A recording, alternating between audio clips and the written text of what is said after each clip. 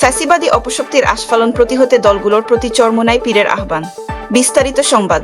কার্যক্রম নিষিদ্ধ আওয়ামী লীগের ঢাকা লকডাউন কর্মসূচি ঘিরে পতিত ফ্যাসিবাদের হিংস্র রূপ আবারও দেখা দিয়েছে বলে মন্তব্য করেছেন ইসলামী আন্দোলন বাংলাদেশের আমির চরমোনাই পীর মুফতি সৈয়দ মোহাম্মদ রেজাউল করিম। সব রাজনৈতিক দলের প্রতি আহ্বান জানিয়ে তিনি বলেন, আসুন অপশক্তির যে কোনো আস্ফালনকে শক্তভাবে প্রতিহত করি। আজ বুধবার এক বিবৃতিতে চরমোনাই পীর এ আহ্বান জানিয়েছেন।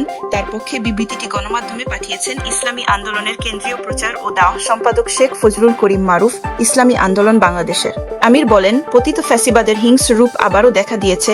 অগ্নিসন্ত্রাস, চোরাগুপ্তা হামলা, ককটেল হামলা করা সহ নানাভাবে ভয়ঙ্কর দানতুল্য সেই অপশক্তি আবারও মাথাচাড়া দিয়েছে। এই শক্তিকে প্রতিহত করতেই হবে। সেজন্য জনপ্রশাসনের পাশাপাশি সব রাজনৈতিক শক্তিকেও ঐক্যবদ্ধভাবে তাদের মোকাবিলা করতে হবে।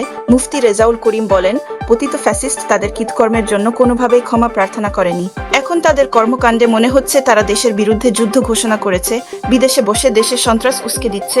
এই অপশক্তির কাছে দেশ, মানুষ ও দেশের সম্পদ মুখ্য নয়, বরং এদের কাছে তাদের দলীয় স্বার্থ রক্ষাই প্রধান বিষয়। পুলিশ সহ আইন শৃঙ্খলা রক্ষাকারী বাহিনীকে পূর্ণ সজাগ ও সতর্ক থাকার আহ্বান জানিয়ে মুফতি রেজাউল করিম বলেন, এসব বাহিনীর মধ্যেও পতিত অপশক্তির কেউ ঘাটতি মেরে থাকতে পারে, সে বিষয়েও সতর্ক থাকতে হবে।